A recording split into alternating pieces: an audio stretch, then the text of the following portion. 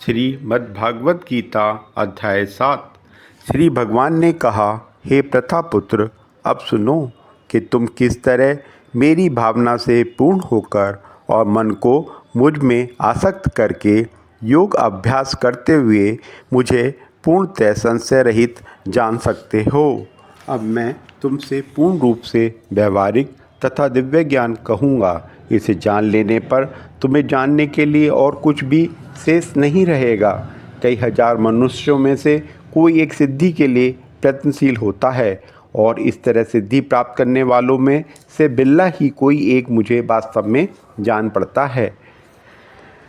पृथ्वी, जल, अग्नि, वायु, आकाश, मन, बुद्धि तथा अहंकार, ये 8 प्रकार से विभक्त मेरी भिन्न प्रकृतियाँ हैं। हे महाबाहो अर्जुन, इनके अतिरिक्त मेरी एक अन्य पराशक्ति है जो इन जीवों से युक्त है और जो इस भौतिक अपरा प्रकृति के साधनों को विद्रोहन कर रहे हैं। सारे प्राणियों का उद्गम इन दोनों शक्तियों में है। इस जगत में जो कुछ भी भौतिक तथा आध्यात्मिक है उसकी उत्पत्ति तथा प्रलय मुझे ही जानो। हे धनंजय, मुझसे श्रेष्ठ कोई सत्य नहीं है। जिस प्रकार मोती धागे में गुंधे रहते हैं उसी प्रकार सब कुछ मुझ पर ही आश्रित है। हे कुंती पुत्र, मैं जल का स्वाद हूँ, सूर्य तथा चंद्रमा का प्रकाश हूँ, वैदिक मंत्रों में ओंकार हूँ, आकाश में ध्वनि हूँ तथा मनुष्य में सामर्थ्य हूँ। मैं पृथ्वी की आद्य सुगंध और अग्नि की ऊष्मा हूँ। मैं समस्त जीवों का जीवन तथा तपस्वियों का तप हूँ। हे प्रथापुत्र, यह जान लो कि मैं ही समस्त जीवों का आदि बीज हूँ, बुद्धिमानों की बुद्धि तथा समस्त तेजस्वी पुरुषों का तेज हूँ। मैं बलवानों की कामनाओं तथा इच्छा से रहित बल हूँ। हे भरत श्रेष्ठ अर्जुन, मैं वह काम हूँ जो धर्म के विरुद्ध नहीं है। तुम जान लो कि मेरी शक्ति द्वारा सारे गुण प्रकट होते हैं, चाहे ये सतोगुण हो, रजोगुण हो या तमोगुण हो।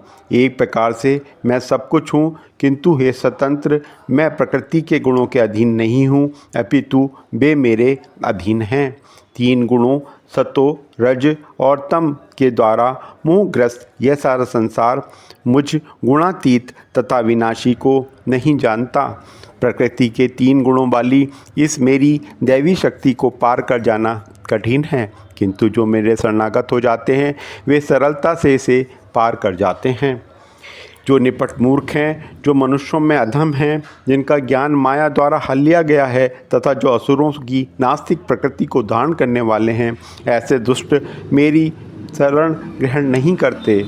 हे भरत श्रेष्ठ, 4 प्रकार के पुण्यात्मा मेरी सेवा करते हैं, आर्त, जिज्ञासु, अर्थार्थी तथा ज्ञानी। इनमें से जो परम ज्ञानी हैं और शुद्ध भक्ति में लगा रहते हैं वह सर्वश्रेष्ठ हैं, क्योंकि मैं उसे अत्यंत प्रिय हूँ और वह मुझे प्रिय हैं। निसंदेह ये सब उदार बेता व्यक्ति हैं, किंतु जो मेरे ज्ञान को प्राप्त हैं उसे मैं अपने ही समान मानता हूँ। यह मेरी दिव्य सेवा से तत्पर रहकर मुझे सर्वोच्च उद्देश्य को निश्चित रूप से प्राप्त करता है।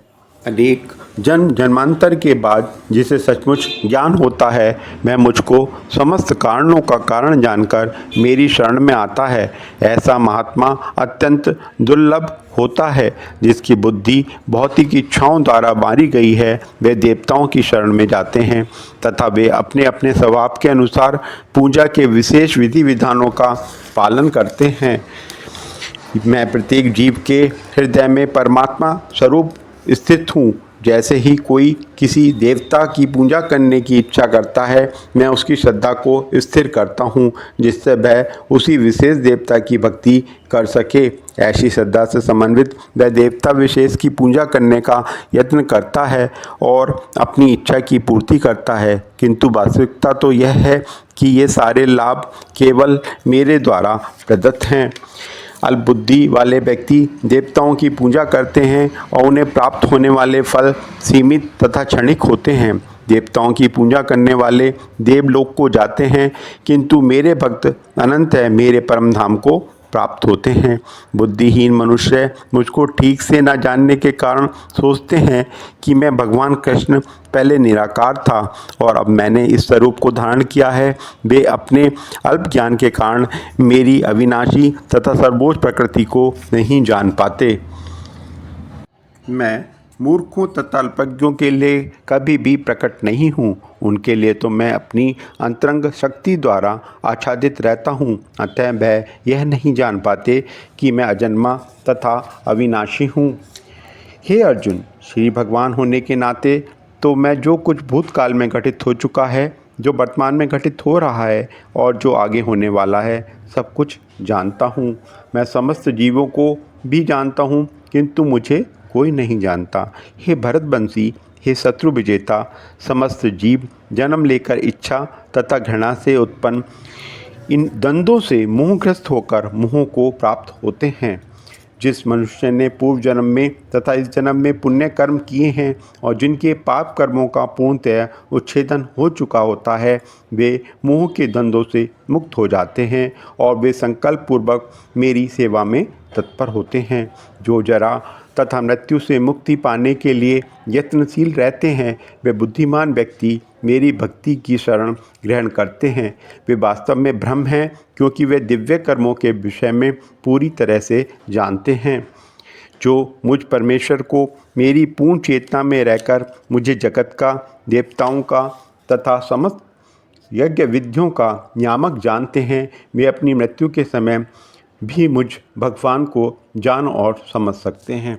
धन्यवाद। 7वां अध्याय समाप्त हो चुका है भक्तजनों, और आपसे अनुरोध है कि मेरी इस वीडियो को लाइक करें और सब्सक्राइब करें। अगर आपको ये वीडियो पसंद आ रही हैं तो जय श्री कृष्ण लिखकर मुझे उत्साहित करें। आपका बहुत बहुत धन्यवाद। प्रभु आपकी सारी इच्छाएं पूरी करे।